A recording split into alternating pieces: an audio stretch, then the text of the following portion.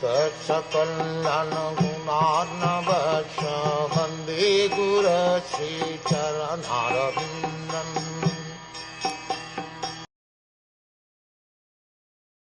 I have killed many friends of women, and I have thus caused enmity to such an extent that it is not possible to undo it by material welfare work.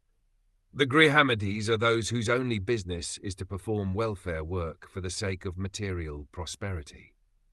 Such material prosperity is sometimes hampered by sinful activities, for the materialist is sure to commit sins, even unintentionally, in the course of discharging material duties. To get relief from such sinful reactions, the Vedas prescribe several kinds of sacrifices.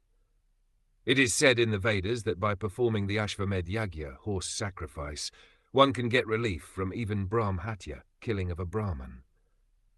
Yudhiṣṭhira Maharaj performed this Ashvamedh Yagya, but he thinks that even by performing such yagya, it is not possible to get relief from the great sins committed. In war, either the husband or the brother, or even the father or sons go to fight.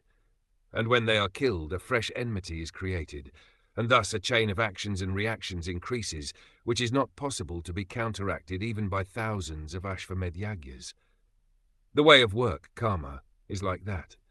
It creates one action and another reaction simultaneously, and thus increases the chain of material activities, binding the performer in material bondage. In the Bhagavad Gita, the remedy is suggested that such actions and reactions of the path of work can be checked only when work is done on behalf of the Supreme Lord. The Battle of Kurukshit was actually fought by the will of the Supreme Lord Sri Krishna, as it is evident from his version, and only by his will was Yudhiṣṭhira placed on the throne of Hastinapur. Therefore, factually no sin whatsoever touched the Pandavas, who were only the order carriers of the Lord. For others, who declare war out of personal interest, the whole responsibility lies on them.